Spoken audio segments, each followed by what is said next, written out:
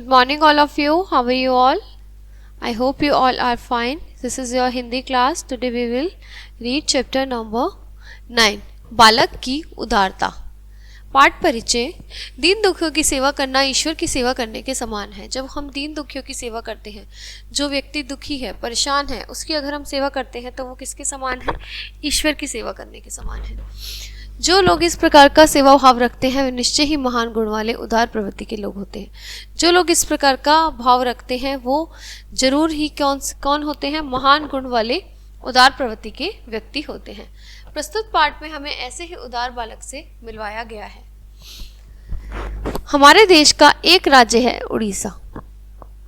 ठीक है, हमारे देश में एक राज्य है उड़ीसा भी कहते हैं उसे, ओडिशा भी कहते हैं. इसी राज्य का एक बड़ा नगर है कटक. एक नगर के एक चौराहे पर एक बुढ़िया भिखारन बैठती थी. चौराहा क्या होता है? जहाँ पर चार राहें मिलती हैं.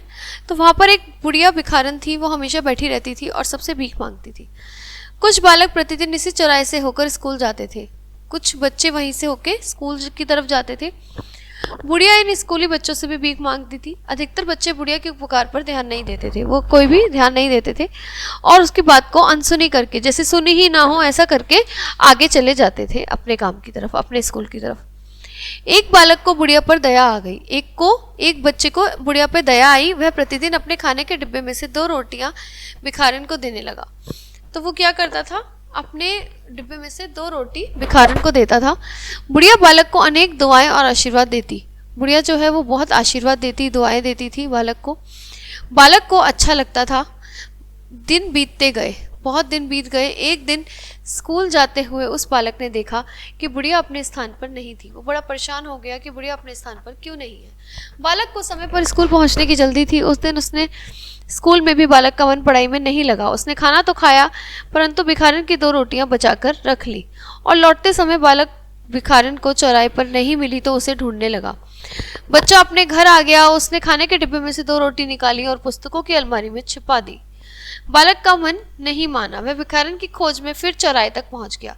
फिर से वो चौराहे तक पहुंचा. उसने बहुत पूछताछ करी, सबसे पूछा और पता चला उसे कि वो कल रात वो भिखारन जो थी उसका देहांत हो गया, वो मर गई है. ठीक है, तो बालक बड़ा उदास हो गया. उधर घर में उसकी माँ उसे खोजती हुई कमरे में पहुंची और देखा कि कुछ चींटियां कतार बांधे पुस्तकों में जा रही थी. एक लंबी सी लाइन चींटियों की कहाँ जा रही थी? उस पुस्तकों की तरफ. माँ को बड़ा अचंभा हुआ, बड़ा शौक हुआ और देखा कि पुस्तकों में चींटियां आई कैसे. देखने में पता चला कि वहां 2 रोटी रखी थी. तभी बालक भी अपने कमरे में आ गया. माँ ने गुस्से से बालक को डांटते हुए बोला, पुस्तकों में रोटियां क्यों रखी हैं? देखते नहीं कितनी चींटियां आ गई हैं. बालक ने कहा, माँ मैं अपने खाने में से प्रतिदिन 2 रोटी एक भिखारन को दे देता था. आज वह अपनी जगह पर नहीं थी. मैं उसे खोजने गया, वह मुझे नहीं मिली. आसपास के लोगों ने बताया कि वे कल रात में बूढ़ी भिखारन मर गई. कहते कहते बालक का गला भराया. गला भराना मतलब जैसे वो बोल ही नहीं पा रहा था. दुख के कारण उसके मुंह से आवाज ही नहीं निकल रही थी. इसके बाद वह कुछ नहीं बोल सका. माँ को बालक पर बड़ा प्यार उमड़ आया. ठीक है, उसने माँ को बताया सारी कहानी कि मैं एक अपने डिब्बे में से 2 रोटी एक बेगर को देता था पर आज वो मुझे मिली नहीं. फिर मैं उन्हें खोजने गया तो पता चला कि कल रात वो मर गई हैं. तो वो बड़ा दुख से बोल रहा था. उसकी आंख भर आई. माँ को बालक पर बहुत प्यार आया और मम्मी को बहुत प्यार आया अपने बच्चे पे और उन्होंने बालक को अपनी छाती से लिपटा लिया और बालक का माथा चूमते हुए बोली, बेटा तुम मनुष्य नहीं अवतार हो. तुम्हारे जैसा बेटा पाकर मेरा जन्म सफल हो गया. यह बालक और कोई नहीं, सुभाष चंद्र बोस थे. मतलब वो कितने अच्छे व्यक्ति थे.